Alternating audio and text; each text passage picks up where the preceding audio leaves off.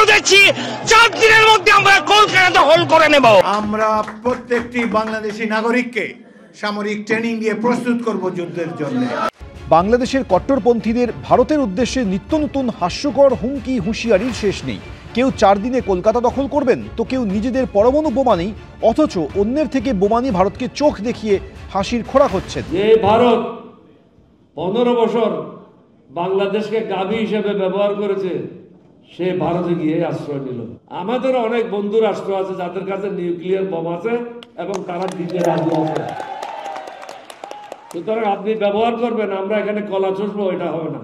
এখান থেকেও nuclear bomb launch করা হবে। ত্রিপুরা আমাদের, আসাম আমাদের, মিজোরাম আমাদের, সমগ্র পূর্বাঞ্চল নিয়ে নতুন বাংলাদেশের সীমানা হবে ইনশাআল্লাহ। কিন্তু এসবকে ছাপিয়ে যান মোহাম্মদ ইউনূসের চালিকা শক্তি বলে পরিচিত বাংলাদেশের অন্তর্বর্তী সরকারের উপদেষ্টা মাহফুজ আলম। সম্প্রতি একটি ফেসবুক পোস্টে অখণ্ড বাংলাদেশ গড়ার ডাক দেন তিনি। কার্যত ভারতের একাংশ দখলে প্রচ্ছন্ন হুমকি হুঁশিয়ারি উস্কানি দেন তিনি। এই মাহফুজকেই একসময় বিপ্লবের মাথা বলে প্রশংসায় ভরিয়ে দিয়েছিলেন মোহাম্মদ ইউনূস। পরে মাহফুজ তার পোস্ট ডিলিট করে দিলেও ভারত যে বিষয়টিকে একেবারেই ভালোভাবে নেয়নি তা স্পষ্ট করে দিল বিদেশ মন্ত্রক।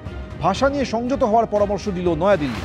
सुरक्षा को लेके जो भी मसला होता है वो उस मसले पर हम लोग उस मसले को बहुत ध्यान से और पूरे चुस्ती के साथ उससे हम लोग निपटते हैं।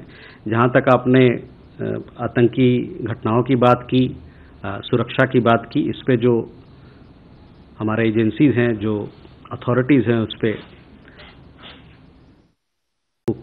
उस पे वो अपनी गतिविधियां कर रहे हैं। লাগাতার পাকিস্তানের কাছাকাছি আসা, চীনের সঙ্গে সম্পর্ক সুদৃঢ় করা এবং ভারতের প্রতি বিষ উগরে দেওয়া। মোহাম্মদ ইউনূসের সরকার বারবার বুঝিয়ে দিচ্ছে তারা ভারতের সঙ্গে সংঘাতের রাস্তায় হাঁটতে চায়। এখন প্রশ্ন হলো তাদের কিভাবে জবাব দেবে মোদী সরকার। এবিপি আনন্দ।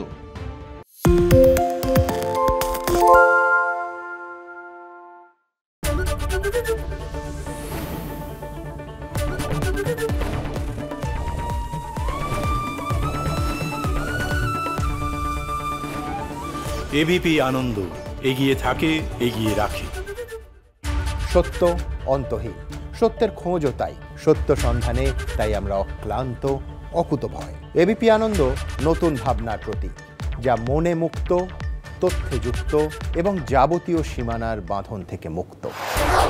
সীমা না শব্দটির মধ্যে লুকিয়ে আছে মানা শব্দটি, যেন চোখ রাঙানি এক অদৃশ্য বেড়াজাল, যা আটকে রাখে আমাদের এক ছোট্ট গণ্ডির মধ্যে।